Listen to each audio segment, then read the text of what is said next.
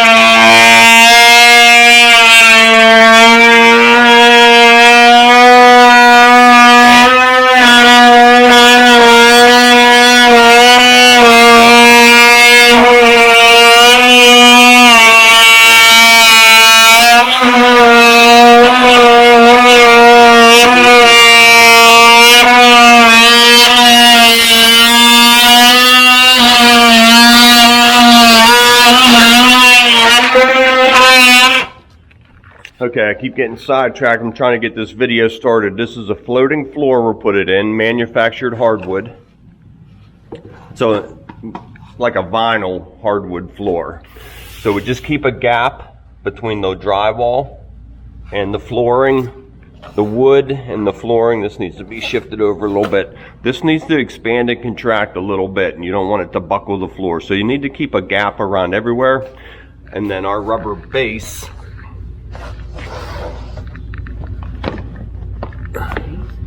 we'll cover that up. That'll be a real nice clean look. So just start at the wall and run it. Then your cutoff is your start, and that'll stagger your seams. So once they get a little bit further ahead, we'll get a nice system going.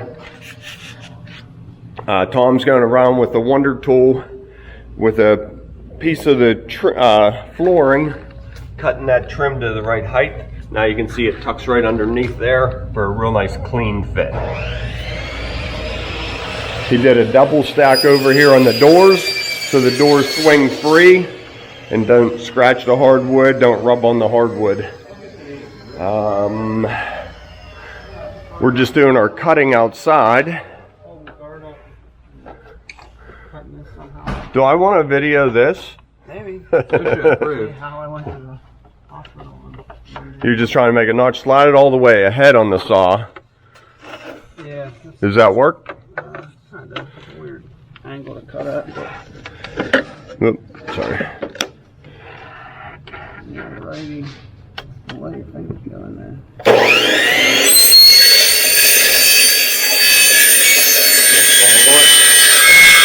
Good. Snap that out, cut it with a knife. And we also have the Wonder Tool going if you need that.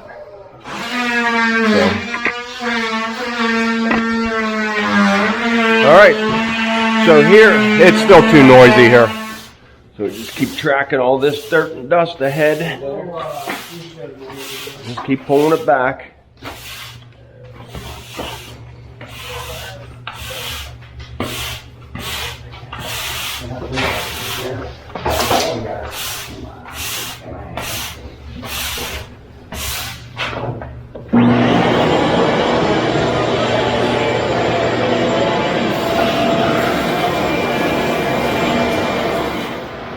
Okay.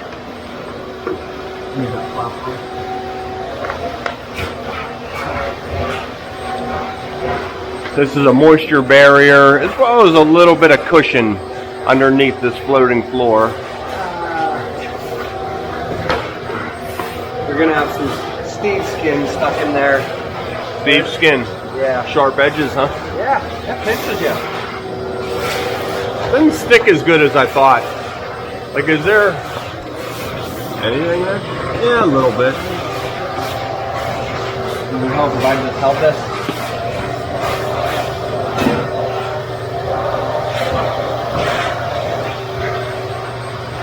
Just getting that all stuck together. Notice the little plastic flap. You pull this underneath your next piece, and it sticks together. All right, 1, 2, 3, 4 rows done. Now we're wide open. Now we're going to start moving pretty fast, and it's going to be quieter in here now. Okay. Got this corner all done. We worked it so we had a seam right here, and I have a little tiny 1 1/4 inch strip right there underneath that drywall. 2 3/4.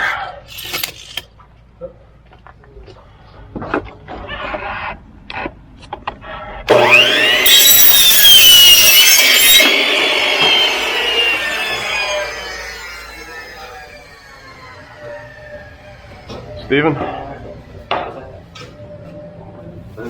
And actually, if we get that other cutoff in there too. There you go. Is that it there? Is there?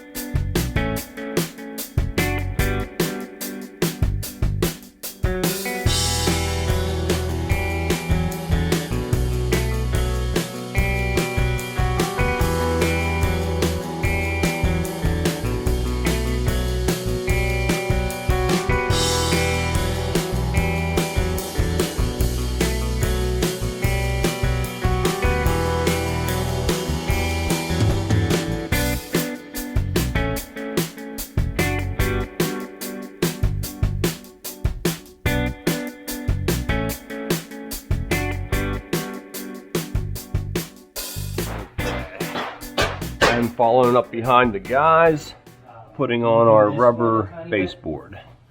Yeah. So I have like a 1/4 inch serrated trowel.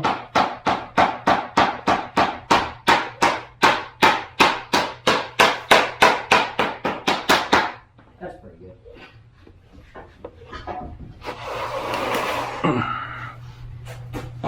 Some big clamps would be cool.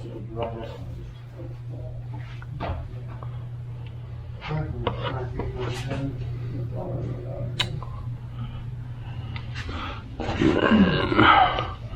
Bring it right up to get a little bit of butter on that edge.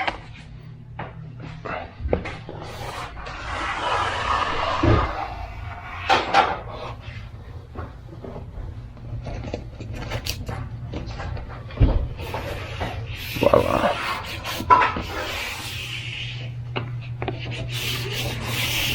Nice clean look. Now there's a number of ways to do this. You can just take it and run and bend it. But what I did here, I just ran that straight in. Now I come in with my knife and just 45, a little bit more, 45 that corner off, right like that. Now that'll tuck right on there. How's that look? I'll make sure I get a good shot of that. Get it buttered up and in place. Good shot of that when I'm done. Well, I think. Okay, this will be our future powder room. I think because of the way it looks like these. Now they're building that out. Now I'll go ahead and cut fillers against that wall.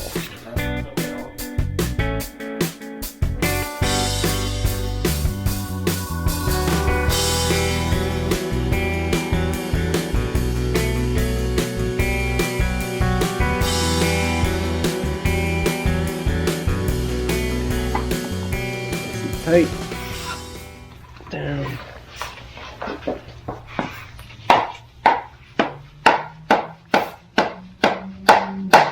More. Good.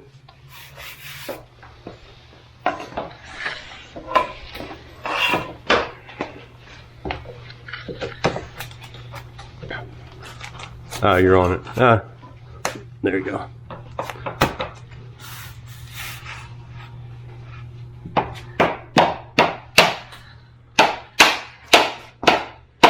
Good.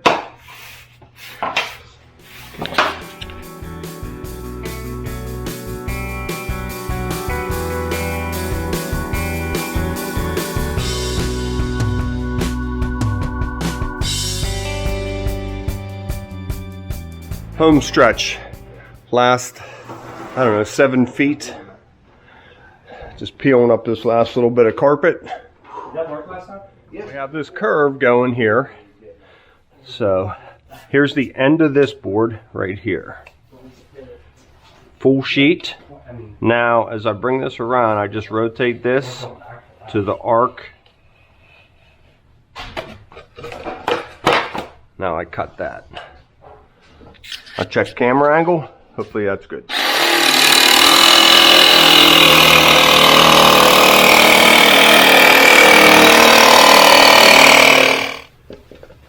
No way.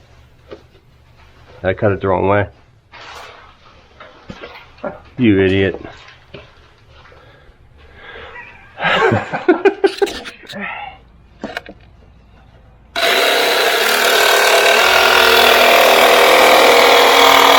Okay, it's giving us a tough time.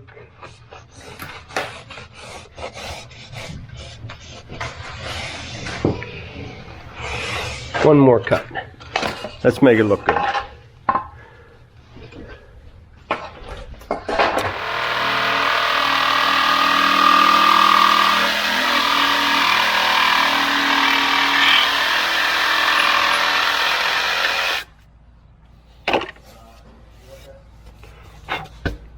gotta get going. Okay. Do you want, what tools do you want? You want all of You them? can leave them all. I'll take them. I'll bring them home to you. Thanks. Yep. Alright, see you guys later. I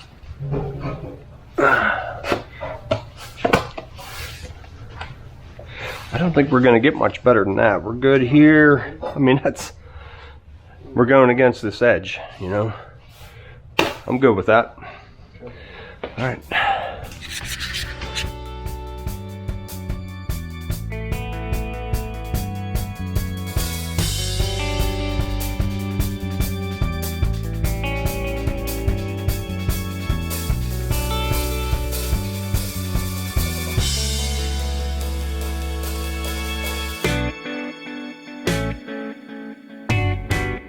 Hey everybody, I know my garage is a mess.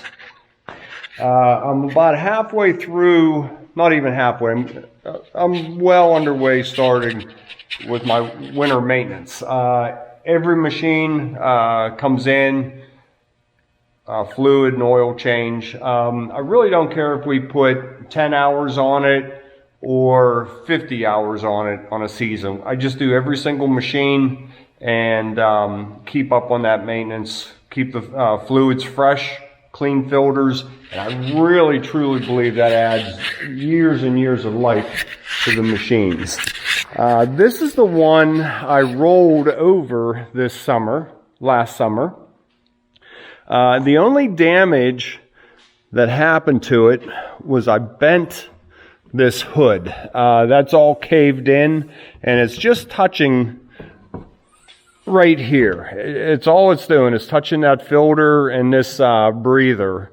So I'm going to take this off and see if I can't straighten that. I'm not going to go ahead and buy a new one. The machine's 10 years old. I don't know. I think I can straighten this out a little bit and get it looking much better, as well as off of that engine. So that's,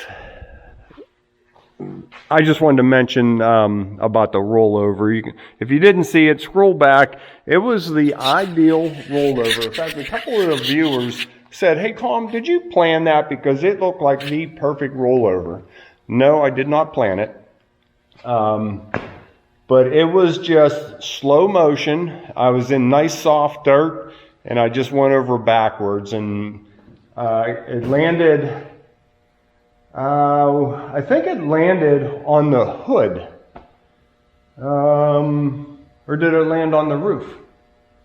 Whatever, it stopped. I think it stopped on the roof. It stopped upside down, I was able to push it over, and then the engine allowed me to shut it off. So I was really worried. It started billowing out a lot of oil from the run-on. The engine stopped running on fuel, and it started running on engine oil.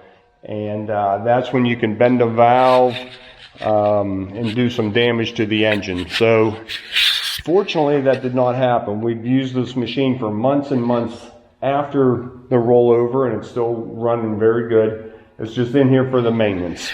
So I just drained the oil and filters off.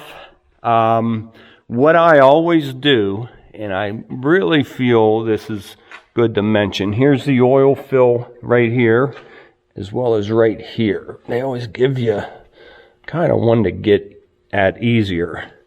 So you can see, it's pretty dirty, which is quite common. There's about 200, I don't even know, 100 hours on the engine this summer. I don't even know. So here's what I do. All in my parts, and they get them all together. Of course, I go out and get them. Now, anybody can make a mistake. So I always check the part number. For whatever reason, these little filters don't have the part numbers. So I just line them up and just double check and make sure it's the same filter. Old filter and new filter. So now, new motor oil. And I just fill up that filter. And these are small, they don't take a lot. Now my thinking on this is that whenever I go to start that machine, it doesn't have to wait for oil to go through the filter, prime it, and then through the, lubrication system. So now with the filter, halfway full, the oil pressure will be back up quicker. So I just wipe that housing off, screw that new filter in. Remember, my drain plug is still out. So give him about a 3/4 turn.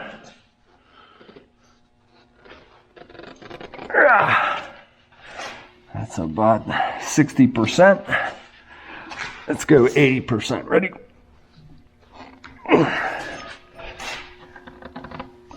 Okay. So now, there's about a quart of oil in here. So I take about a half a quart of oil.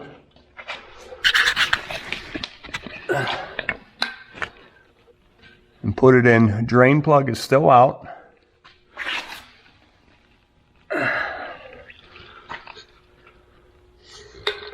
Okay. Let me get this set up here. Now the oil is flowing out. You can see how clean it is. So whenever it first started, I didn't get the camera down here in time. This was a little bit dirty oil. But now it's nice and clean coming out of that engine. Now I'll go ahead and put the drain plug in and fill that level up.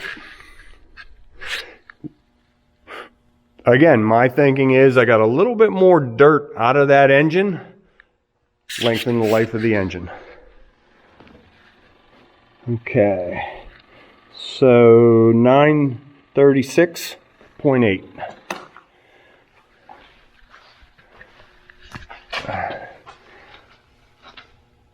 $936. It's not easy writing on that. 0.8. 936.8. As well as, make sure you could see that. I wasn't looking in the camera. So there's the engine hours, and that's how they're rated, by hours. Cars do miles and kilometers. Machinery is hours of engine runtime. So also, what I do back here, I like these calendars every month. Now I can look and see what I did last winter. Here's the 301 I serviced. Here are the 249s. And you can see I do these first in the winter time and get the skid loaders done, because we use them all winter long. So I like that service done so I don't get forgotten about. A couple tips on my maintenance.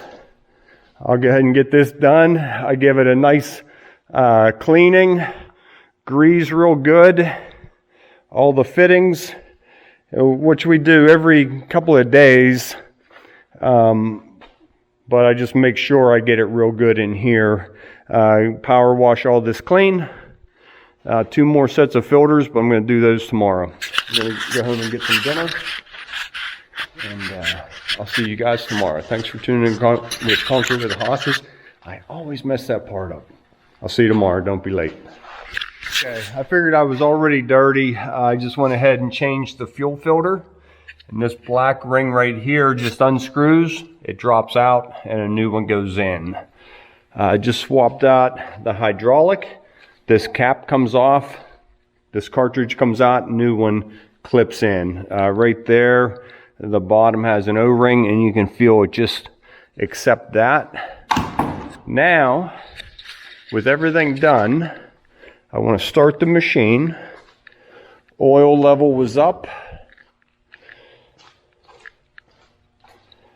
So I just turned the key to the on position, and you can hear it and you can see the fuel pumping through the system. Right here.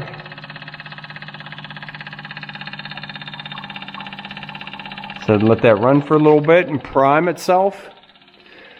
I want to check the hydraulic window and make sure after I pumped up that new filter that I can still see the fluid in the window, as well as look for leaks.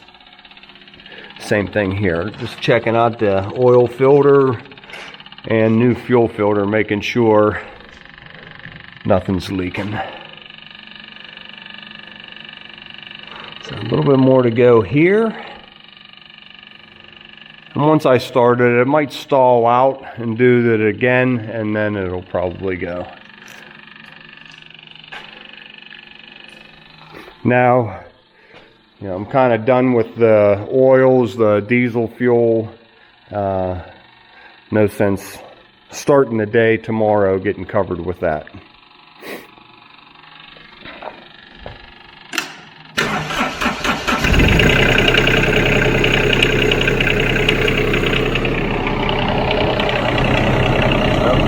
So the fluid level went down. I'll go ahead and add a little bit to that.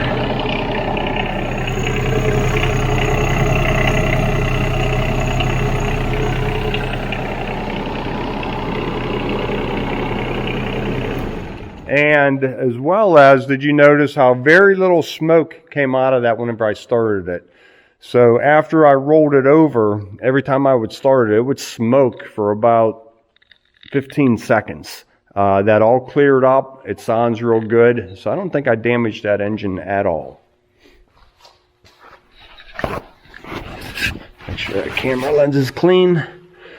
And now recheck the oil. Nice and clean looking.